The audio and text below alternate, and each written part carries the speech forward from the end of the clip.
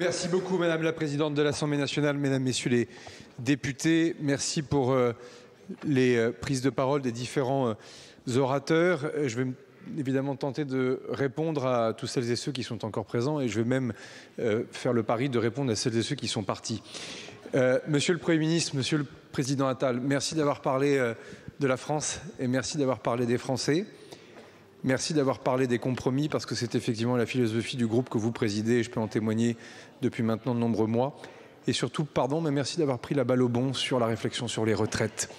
Parce qu'au fond, certains y verront la suspension, peut-être pour la suspension. Je vois déjà une certaine presse de droite tenter de dire au fond que ça serait un chèque en blanc. Au contraire, c'est une opportunité. Et ça, on le voit bien, les différents modèles qui ont pu être mis sur la table, les différentes espérances sur la manière de concevoir ce régime, auquel au fond tout le monde est attaché ici, on l'entend bien dans les prises de parole.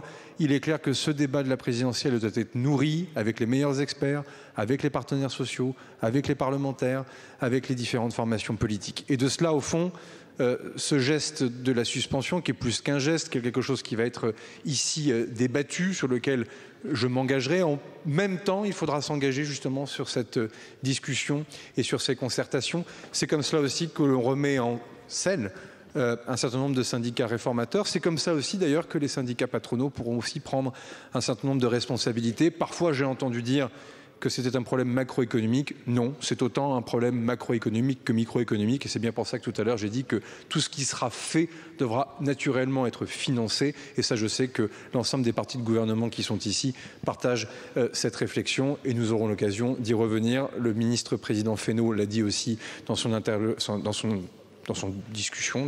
discours il y a quelques instants. Monsieur le ministre-président Wauquiez, à travers lui, les membres, monsieur le ministre, pardonnez-moi, travail. Je pense qu'on ne peut pas parler d'ailleurs des retraites sans parler du travail et de celles et ceux qui travaillent. Et tout à l'heure, j'ai voulu le dire et j'ai commencé d'ailleurs par là, ça pose la question des revenus du travail, ça pose la question de l'incitation au travail, de la récompense en quelque sorte de ce travail. Vous avez cité des mesures, des propositions dans votre discours. Le ministre Farandou, j'en suis certain, les a entendues et ça pose effectivement tous les débats, toutes les questions autour des mesures d'incitation, des mesures qui permettent de travailler plus. Vous avez cité la question des heures supplémentaires. D'autres formations politiques nous ont saisis sur d'autres mesures, la CSG pour le Parti socialiste, les questions liées à la prime Macron pour d'autres. En tout cas, il est clair que dans la discussion budgétaire, et je prends cet engagement devant vous, Monsieur le Ministre-Président, il doit y avoir des mesures pour le pouvoir d'achat de celles et ceux qui travaillent et je souhaite que les parlementaires de votre groupe puissent évidemment s'engager dans ces discussions et dans ces débats. Vous avez parlé de l'allocation sociale unique. Il y a une première étape, pardon d'être technique, mais qu'il faut à tout prix remplir, c'est au fond il existe un impôt.gouv.fr. Il faut qu'on arrive à faire le social.gouv.fr. Ensuite, peut-être que les opinions divergeront dans cet hémicycle sur la manière de concevoir l'allocation unique. Ce que je sais pour y avoir travaillé pendant ce mois, c'est que nous n'avancerons pas sur ce dossier d'ici à la présidentielle si nous ne sommes pas capables de faire le grand rapprochement de l'ensemble des fichiers, de l'ensemble des responsabilités. J'ai été maire, président de département, vous avez été vous-même en responsabilité dans les collectivités. On voit bien que si on veut avancer sur cette allocation sociale unique, il y a un travail absolument prodigieux à accomplir et il faut qu'il démarre dès cet automne. Et là aussi, je prends l'engagement devant vous que l'on puisse avancer sur le sujet. Les fraudes, le projet de loi a été déposé ce matin en Conseil des ministres. Comme je l'ai dit tout à l'heure à la tribune, maintenant aux parlementaires de s'en emparer. C'est un projet de loi que je crois juste, équilibré. Il traite autant le social que le fiscal. Il traite autant les cotisations que les prestations. Il traite autant les impôts que les niches ou les différentes interventions. Donc au fond, soit on prend ce dossier avec le plus d'ambition possible et il y aura du résultat, et pardon de le dire, pour les cordons de la bourse et pour nos comptes publics, il y aura du rendement et des économies qui seront faites, soit on le prend avec évidemment de l'idéologie et auquel cas évidemment le rendement sera moindre et donc je pense que les Françaises et les Français nous attendent. En tout cas, il faut être sourd pour ne pas entendre ce qu'ils nous disent par ailleurs et donc c'est évidemment un engagement que je prends devant vous. D'autres questions sont portées par votre famille politique, par vos parlementaires, par les députés qui sont ici. La question de la sécurité. J'ai demandé au ministre de l'Intérieur Laurent Nunez d'accélérer les discussions du texte sur les polices municipales et donc avec la question de la sécurité du quotidien. On ne peut pas expliquer à nos concitoyennes et nos concitoyens qu'on a encore des systèmes de fichiers, comme par exemple des fichiers aussi peu sensibles que les cartes grises, qui ne sont pas consultables par les polices municipales. Il y a un défaut de bon sens, et ce bon sens, il faut à tout prix le convoquer dans les discussions qui sont à venir. Et c'est donc dans ce gouvernement de mission de 3 mois, Monsieur le ministre Wauquiez, c'est ce que je vous propose, c'est qu'on puisse avancer, parce que par définition, l'engagement que j'ai pris sur le fait que les débats puissent avancer valent évidemment pour l'ensemble des formations politiques, avec bon sens, avec le sens des responsabilités. Ça a été dit par le président Fesneau, dans le respect de l'état de droit, parce que là aussi, par définition, c'est le cadre dans lequel nous nous situons. Ensuite, nos outre-mer. Qu'il me soit permis de dire que je ne pense pas que les rangs protocolaires des ministres donnent quelque chose systématiquement à voir sur la priorité gouvernementale.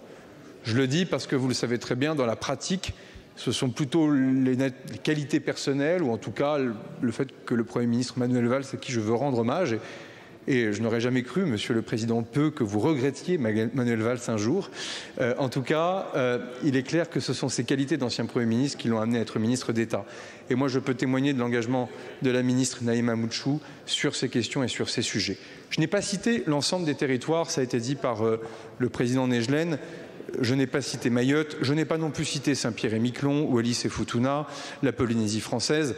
Bref, sur Mayotte, pour que les choses soient claires, et la députée Youssoufa, je crois, elle est avec nous et je la salue, l'ensemble des engagements qui ont été pris, y compris dans les lois Mayotte qui ont été votées ici même cette année, suite notamment au drame que nous avons connu en début d'année, l'ensemble des engagements seront tenus et dans la copie budgétaire, Madame la députée Youssoufa, telle qu'elle vous sera soumise, l'ensemble des lignes budgétaires prévues à cet effet seront bien au rendez-vous.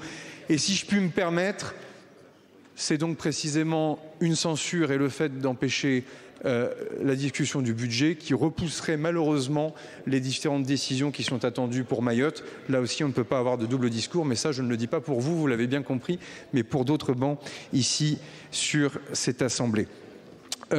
Quatrième chose, on ne peut pas faire comme si je n'avais rien dit à la discussion générale et à la présentation de la déclaration de politique générale sur le 49 alinéa 3. J'ai dit clairement, mais qui vous a parlé d'ordonnance, Madame la députée? Non mais, et si, et si, et si. Moi, je vais vous dire une chose. Vous avez demandé l'abandon du 49.3, c'est fait. Maintenant, prenez vos responsabilités. Prenez vos responsabilités. N'ayez pas peur du Parlement. N'ayez pas peur de la démocratie représentative. Je vous prends au mot. Et c'est un moment de vérité. C'est un moment de vérité, tout simplement. Par définition, vos électrices et vos électeurs vous regardent. Mais on ne vous parle pas d'ordonnance. On vous demande, Madame la députée, de ne pas empêcher le début des discussions sur le budget de la nation et sur le budget de la sécurité sociale. Rien de plus. Le bon sens. Et pardon, vos électeurs vous ont élus pour cela, si je puis me permettre, pour amender, pour discuter, pour voter et le cas échéant, pour refuser la copie budgétaire. C'est la démocratie, mais vous ne pouvez pas le refuser au préalable. Donc, la copie budgétaire telle qu'elle a été déposée, et je veux répondre à ce que le président Vallaud a dit il y a quelques instants, par définition, Monsieur le Président, ce texte entre ici dans cet hémicycle, et donc par définition, il sera discuté, il sera amendé et il évoluera. Tout simplement parce que déjà, en entendant les différentes prises de parole ici même dans cet hémicycle, vous voyez bien qu'un certain nombre de sujets feront débat et les ministres le savent déjà. La vraie règle désormais, c'est comment permettre justement cet exercice parlementaire inédit qui doit nous conduire justement à avoir devant les Françaises et les Français une copie la plus intelligible possible parce que vous l'avez dit, il y a ceux qui gouvernent et il y a les oppositions, il n'y a pas de compromission. Mais il y a des compromis et donc il va falloir les bâtir et je mesure que pour les différents présidents de groupe, pour le ministre en charge des relations avec le Parlement, pour l'ensemble des ministres, c'est un défi, mais je pense que ce défi mérite d'être relevé parce qu'une fois de plus, nous croyons en la démocratie représentative. Ensuite, et j'en terminerai par là car je pense que nous aurons l'occasion d'y revenir, Madame la Présidente Panot, votre énergie est bien connue ici et comme avait dit Michel Barnier, j'ai du respect pour vous et je vous le redis. La seule chose que je ne peux pas accepter, vraiment, c'est de dire que la France a participé à un génocide à Gaza.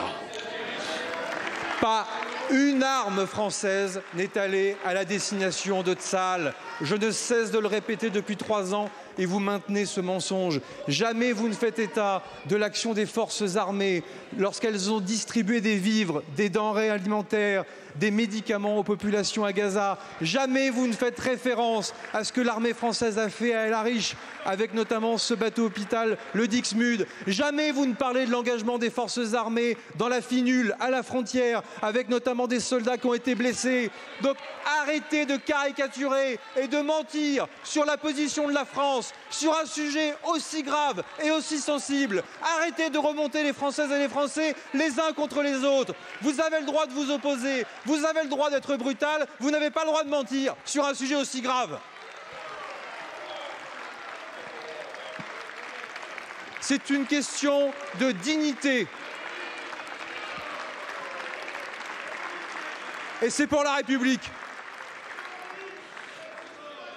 Pour conclure, et j'aurai l'occasion d'être à la disposition du Parlement autant qu'il le faudra avec l'ensemble des ministres. Moi, je souhaite que le débat soit le plus franc possible. Je souhaite que la démocratie fonctionne, mais elle doit se faire dans le respect, y compris dans le respect des membres du gouvernement. Un bon chef d'équipe se doit de défendre les membres du gouvernement. Ce ne sont pas des marionnettes, Monsieur le Président Chenu. Ce ne sont pas des ventriloques. Quand un président de la SNCF accepte de rentrer au gouvernement de son pays pour servir son pays, ce n'est pas un alibi. Quand le préfet de police de Paris, grand préfet de la République, accepte de devenir ministre de l'Intérieur, ce n'est pas une marionnette. Et pardonnez-moi, Monsieur le Président, de voir un vice-président de l'Assemblée nationale monter à la tribune et parler de Madame Touraine comme si elle était dans une tombe me semble être complètement décalé. Et vous savez pourquoi je vous le dis, Monsieur le Président Chenu? Parce que lorsque j'entends ces mêmes propos, parfois sur Madame Le Pen, je les refuse. Parce que la question du respect des personnes est clé dans notre démocratie. Le débat peut avoir lieu ici, qu'il commence, mais il doit se faire dans la dignité. Merci beaucoup, Monsieur le Premier ministre. Le débat est clos. Prochaine séance demain à 14 h. Questions au gouvernement. Je vous remercie.